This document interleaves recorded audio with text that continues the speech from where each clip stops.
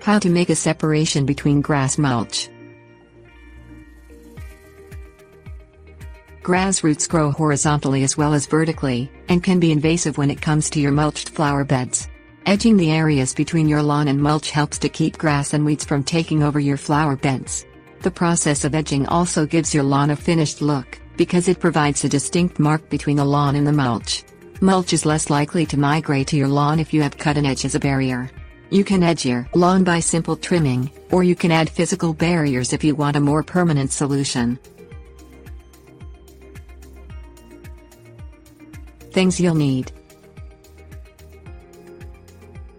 garden hose, straight tip spade or edging tool, plastic edging or papers. Map out a location for your edging using a garden hose. The garden hose allows you to create rounded shapes or straight edges between the mulched area and your lawn. Experiment with different widths for your mulched beds until you find the width that looks the way you want. Use a straight-tipped spade or edging tool to cut the edge along your marked border. Press the spade or edging tool straight down firmly at least 4 to 6 inches and scoop away the trimmed grass. Continue until you have edged the entire area between your mulch and grass.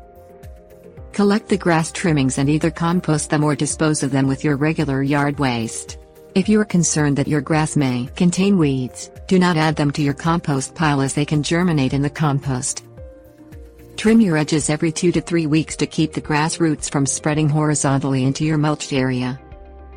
Line the edge with flexible plastic edging or pavers if you would rather not maintain your edging as often by trimming.